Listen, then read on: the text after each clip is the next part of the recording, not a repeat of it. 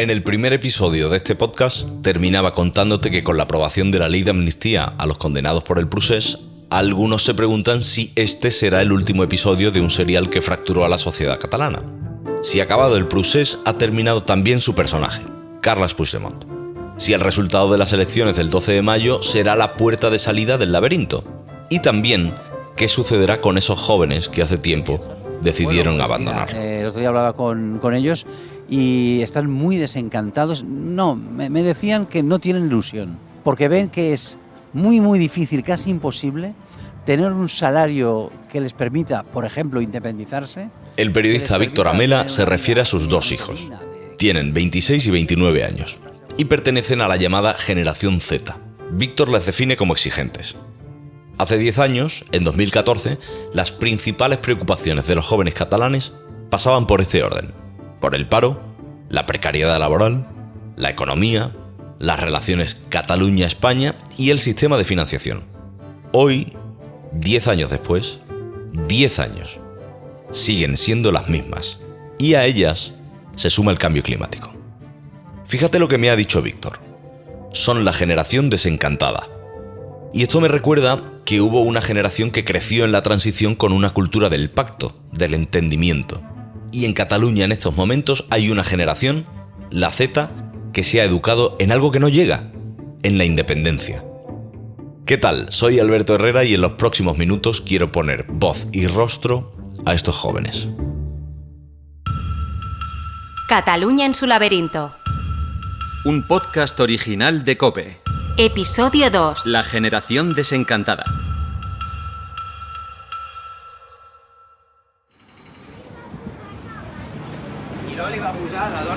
Hola, ¿algo para desayunar o un café?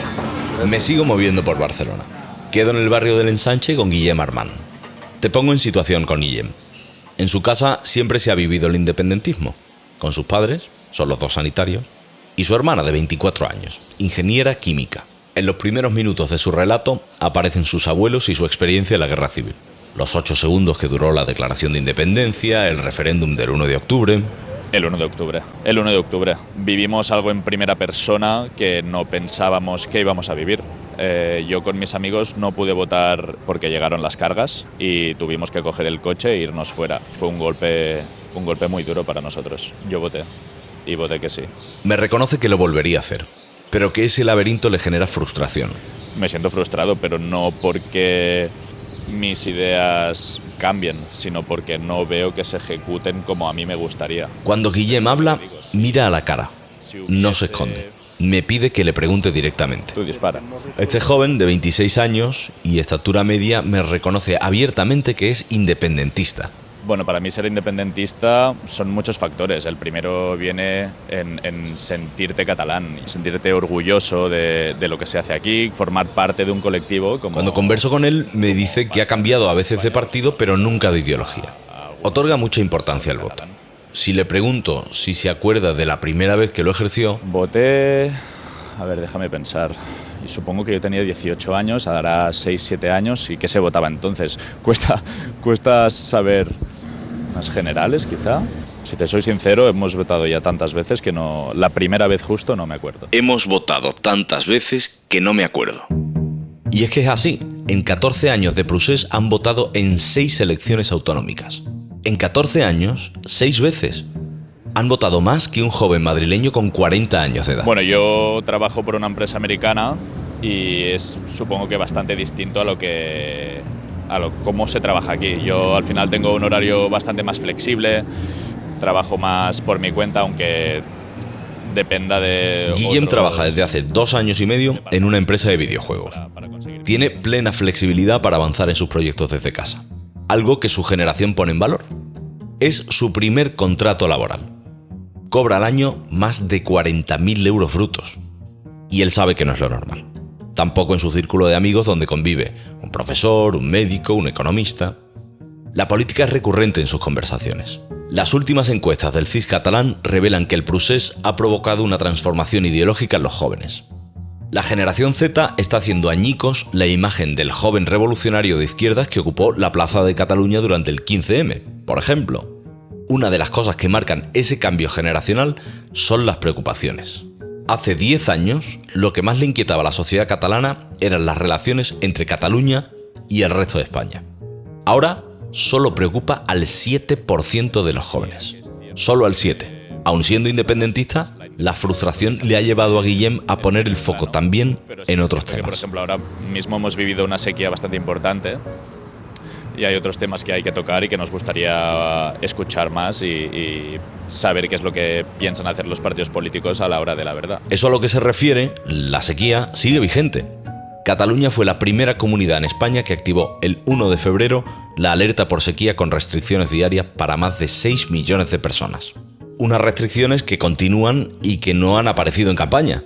A Guillem le preocupa la sequía, el cambio climático, las guerras, las listas de espera en las salidas públicas, la vivienda. No me puedo independizar porque el precio de la vivienda ahora mismo es altísimo. Por un piso de 40 metros cuadrados para una sola persona ya te están empezando a pedir 1.000 euros, pues es complicadísimo. Guillem muestra impotencia en este tema. En estos 10 años de procés, el precio de la vivienda en Cataluña ha subido un 30%. Un piso de 80 metros cuadrados ha pasado de costar 173.000 euros a 223.000. Guillem tiene 4 años más que Inés Oberar, pero las preocupaciones son prácticamente similares. Lo que en los adultos es polarización, en los jóvenes, similitud. ¿Cuál es tu principal preocupación? Cuando le pregunto a Inés por sus preocupaciones, se queda en silencio. Y tras 10 segundos, me identifica la más importante. Que bajen los impuestos. La bajada de impuestos es una preocupación que ha irrumpido, según el CIS catalán, en los jóvenes de derechas. Inés también estudió fuera, como Guillem. Tiene 22 años. Ha estudiado en colegio concertado y después Administración y Dirección de Empresas, en Barcelona. Y Finanzas en Londres. Habla castellano, catalán e inglés. No le gusta pensar en su futuro. Le pone nerviosa. Está de prácticas en un banco. Cobra 700 euros. Vive con sus padres en Sarriá. El tiempo libre lo dedica a estar con sus amigos, a hacer deporte, a ver películas y a salir de fiesta. Se reconoce constitucionalista y se identifica con los partidos de derechas. Es algo que ha visto en sus padres y que ha heredado. Pese a que no tiene miedo a hablar de ningún tema, prefiere no llevar pulseras con la bandera de España, consciente de que eso le puede generar algún conflicto. En el trayecto hasta llegar donde he quedado con ella, veo por la calle un cartel de Comuns y su lema: la Cataluña que ve. Pero la propaganda está dañada. Alguien la ha pintado y ha tapado intencionadamente con una pegatina los ojos de la candidata, de Jessica Albiach, queriendo lanzar un mensaje al transeúnte. Los políticos ni ven ni escuchan. Se lo pregunto a Inés, también a Albert, otro joven constitucionalista de la misma edad. Albert está a punto de terminar su grado. ¿La política escucha a los jóvenes? No. Hablan y no dicen nada. O sea, yo es lo que siento. Humo. Yo creo que nos tendrían que escuchar más. Albert no milita en ningún partido político, pero tiene claro que es de izquierdas.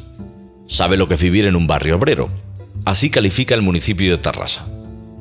La ideología es algo que ha calado también en casa, aunque sus padres son independentistas.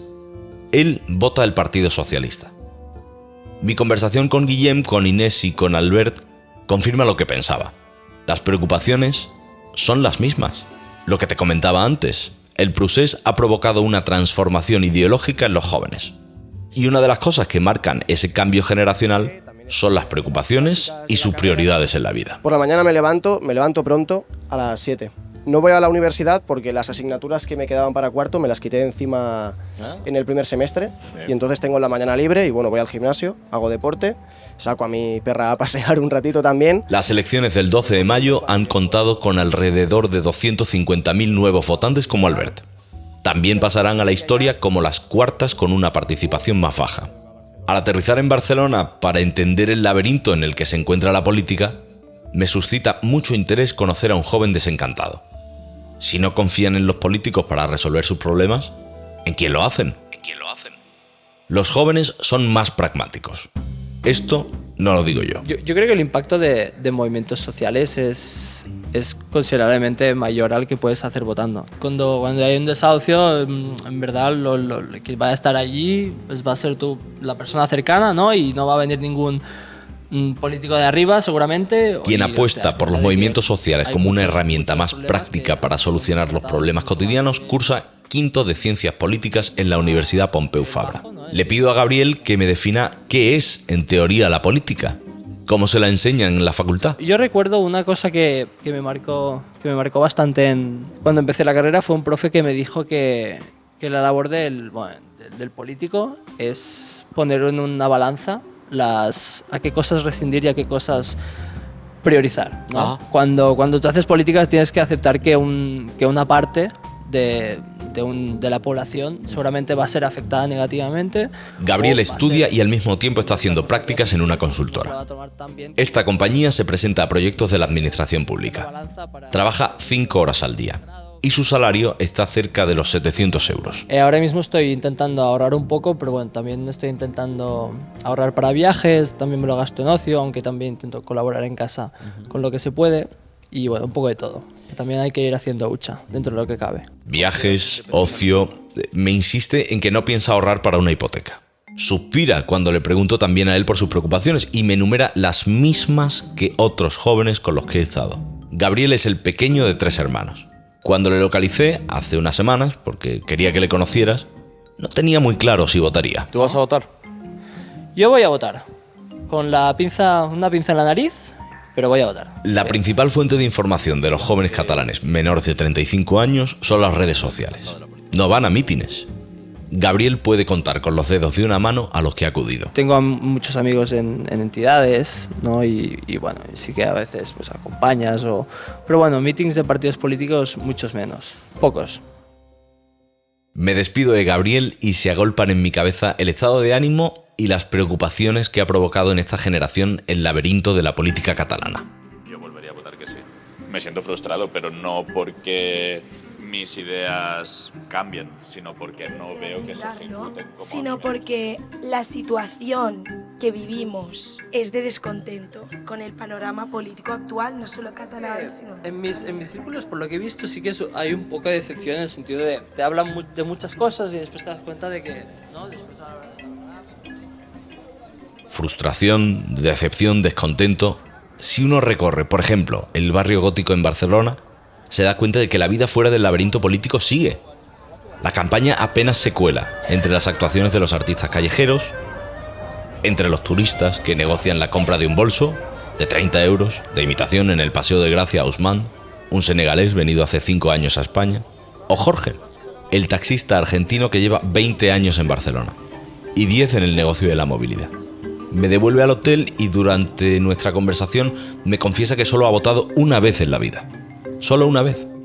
Lo hizo en Buenos Aires, a Carlos Menem, a quien fuera presidente de su país. Desde entonces, me dice, huye del laberinto en el que se ha convertido la política. Cataluña en su laberinto. Un podcast original de COPE. Dirección y guión, Antonio Rantia. producción, Carlos Márquez y José Luis Concejero. diseño sonoro, Germán Palacios. diseño gráfico, Diana Villar.